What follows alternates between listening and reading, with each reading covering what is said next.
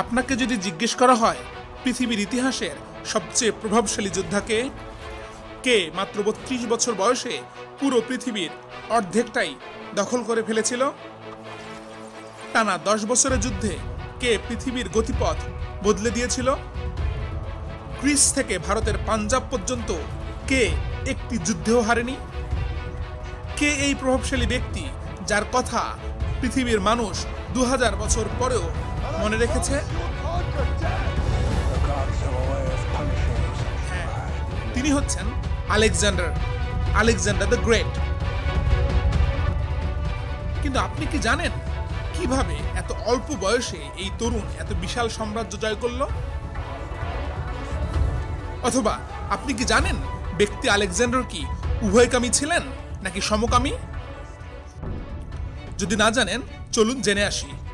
তার আগে আপনি যদি আমাদের চ্যানেলে নতুন হয়ে থাকেন তাহলে বেল বাটনটি চাপ দিন এবং সাবস্ক্রাইব করে রাখুন।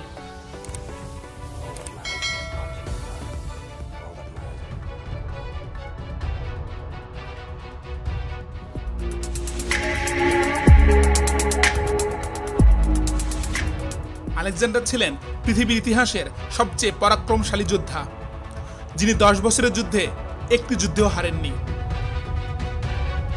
কিন্তু এই আলেকজান্ডার কি সমকামী ছিলেন নাকি ছিলেন উভয়কামী? চলুন জানা যাক। আলেকজান্ডার ২৯ বছর বয়সে বিয়ে করেন রুকসানাকে। রুকসানা ছিলেন ব্যাকট্রিয়া রাজ্যের রাজকন্যা, বর্তমানে যে এলাকাটি পড়েছে ইরানের মধ্যে।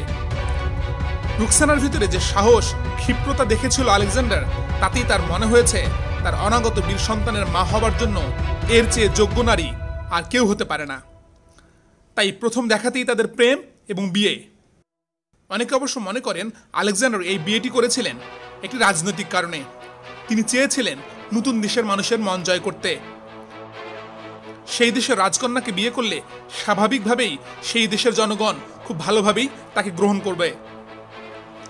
৩২৭ খ্রিস্টপূর্বে বিয়ে হয় তাদের। আলেকজান্ডারের মৃত্যুর পর একটিমাত্র পুত্র সন্তান জন্ম দেয় রুকসানা। ১৩ বছর বয়সে সন্তান এবং মা দুজনকে মেরে ফেলা হয়।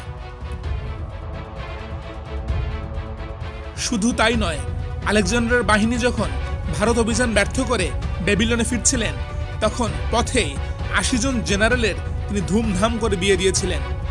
সেই অনুষ্ঠানে নিজেও দুটো বিয়ে করেছিলেন। একজন হলেন পারস্যের পরাজিত রাজা দারায়ুসের কন্যা বার্সিনে, অন্যজন হচ্ছে পারস্যের রাজকন্যা পারেসাটিস। প্রথম স্ত্রী রোকসানা পরে অবশ্য তাকে হত্যা করে।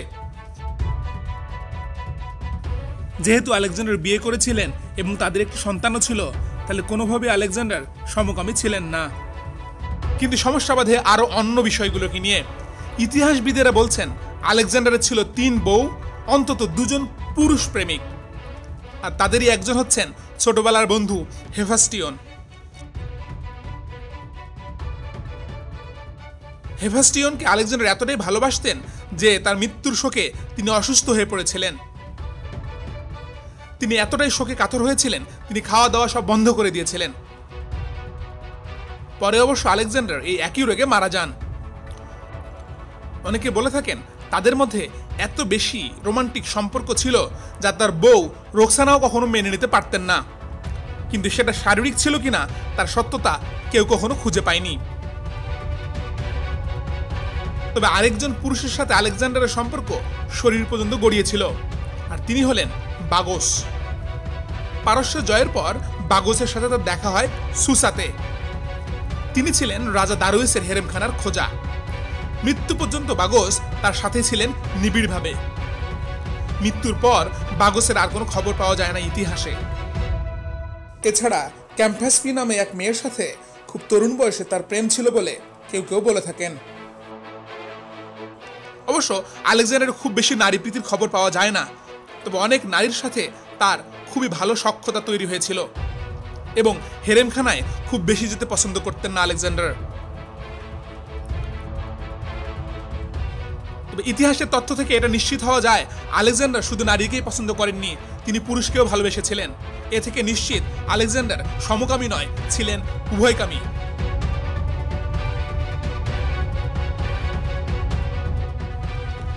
আজ এ পর্যন্তই। আলেকজান্ডারকে নিয়ে আমাদের অন্য পর্বগুলো দেখার জন্য আমাদের সাথে থাকুন।